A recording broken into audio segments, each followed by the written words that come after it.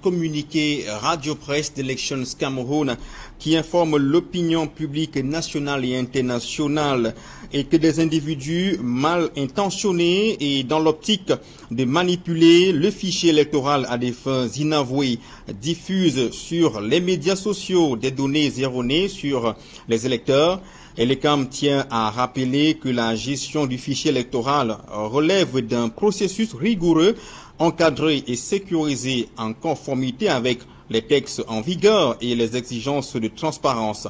Aucune rumeur ou spéculation ne saurait remettre en cause cet engagement permanent. Par ailleurs, Elecam est pleinement mobilisé et travaille sans relâche à la mise en ligne pour consultation des informations électorales fiables et crédibles dans l'intérêt de tous les citoyens. Elecam invite donc le grand public à faire preuve de vigilance et à se référer uniquement aux canaux officiels pour toute information relative aux opérations électorales en cours. Bonjour, si ce pays est dans la gadoue, c'est aussi à cause de la presse à gages ou des snipers. Il s'agit des pseudo-médias et hommes de médias sans scrupules qui sont de véritables mercenaires. Nous l'avons encore confirmé hier. Des médias présumés sérieux qui ont propagé une fausse information sur Joe Bayrou, la presse des éboueurs. Des médias qui se sont constitués en haut-parleur d'un document du cabinet noir monté par ceux qui auraient enlevé l'activiste de Ngaoundiri. Un pseudo-message porté attribué au délégué général à la Sûreté nationale et destiné au délégué régional à la Sûreté nationale de la Damawa. Dans ce pseudo-message, on peut lire le ministre délégué à la Sûreté nationale qui demanderait au délégué régional de neutraliser Joe Bayrou parce qu'il serait à la tête d'un groupe terroriste qui cherche à incendier les bureaux et les camps. Sans la moindre jugeote, des médias à la solde de ceux qui auraient commandité l'enlèvement de Joe Bayrou et orchestré son kidnapping se sont mis à relayer ce tract tout en faisant des commentaires tendancieux et en tirant des conclusions à l'emporte-pièce.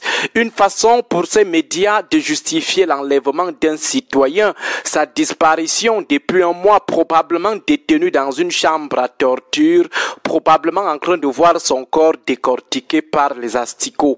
Ce qui intéresse ces médias des snipers, c'est ce qui serait le motif de sa disparition. La question du respect des droits de l'homme ne les intéresse pas. La question du respect du principe de la présomption d'innocence ne les intéresse pas. À suivre le raisonnement de cette presse à gages, lorsqu'on est accusé de terrorisme, la loi dit qu'on devrait venir vous enlever clandestinement, vous maintenir pendant des mois dans un lieu de détention inconnu, ou alors, lorsque vous êtes accusé de terrorisme, on doit seulement vous enlever pour aller vous liquider. Ni vu ni connu. C'est ça le raisonnement des médias à qui nous accordions jusque-là des doses de crédibilité et de sérieux. Depuis la disparition de l'activiste, aucun de ces médias ne s'est rapproché de la famille de Joe Bayrou pour avoir sa version. Ceux qui sont soupçonnés être les auteurs leur ont envoyé un tract afin qu'ils les lavent en propageant l'argument selon lequel c'est normal que Joe Bayrou soit porté disparu jusqu'à ce jour. C'est normal qu'il soit même probablement mort, car c'est ce que leur code pénal, leur code de procédure pénale et leur loi sur le terrorisme disent. Nous répétons, si nous sommes dans cet enfer sur terre que l'ogre de 82 a créé au Cameroun, c'est aussi à cause de la presse des snipers, la presse des mercenaires. Hier, nous avons reçu de plusieurs personnes ce pseudo-message porté attribué à Mbargangele, mais curieusement signé par le directeur adjoint des renseignements généraux si on s'en tient à ce qui est écrit dans ce fake. Pour savoir que c'est un fake, lisez seulement la date de signature et référez-vous à la date d'enlèvement de l'activiste de Ngaoundiri. Le pseudo-document demandant sa neutralisation date du 7 janvier 2025 alors que Joe Bayrou a été enlevé le 24 décembre.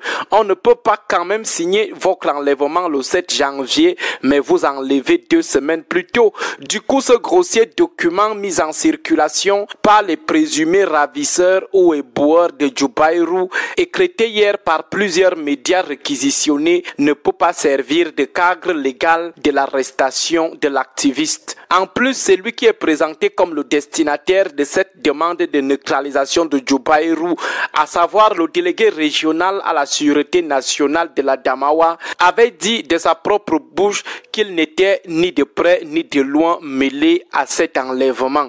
Le document que les médias à gage présentent aujourd'hui comme une trouvaille, comme une exclusivité, nous l'avons depuis la semaine du 7 janvier en même temps que la famille. Et c'est même sur cette base que la famille s'était rapprochée du délégué régional le 10 janvier dernier vers 14h. Le délégué avait tout mis en bloc, sauf si les mercenaires médiatiques nous diront que le délégué est un gros menteur, ce qui serait de notre point de vue une grosse insulte à son endroit. Mais passons, parce que ce qui nous intéresse, c'est le poison lent au Cameroun qu'on appelle la presse à gage, le mercenariat médiatique. Dans une affaire de disparition d'un individu enlevé par 4 hommes, dont 2 identifiés, mais jusqu'ici non cuisinés, ce qui intéresse les médias des snipers, ce n'est pas la violation des droits de l'homme, mais plutôt un motif encore à prouver que eux, ils soutiennent déjà comme vérité absolue. Les élections arrivent, l'élection présidentielle et les élections municipales et législatives. Vous allez voir davantage le visage et les agresses complètes de la presse à gage. Hier, le professeur Abba Oyono a d'ailleurs porté plainte contre l'une d'entre elles qui a titré qu'il a reçu 34 millions de primes de recherche, juste parce que l'universitaire est aujourd'hui engagé dans la grève des enseignants d'université. Au fur et à mesure que nous nous acheminerons vers les élections, les mercenaires redoubleront d'ardeur. Ils risquent de soutenir dans les prochains jours les assassinats politiques en cas d'assassinat. Les opposants seront mangés dans toutes les sauces. Nous plaignons déjà leur sort. On va tout inventer sur eux. Tout ceci à cause de la paupérisation des hommes des médias qui rend beaucoup d'entre eux vulnérables aux petites et misérables graines d'arachide. Bonne journée à vous tous. Radio Equinox 93 FM, la chaîne du peuple. 93 FM, la chaîne du peuple.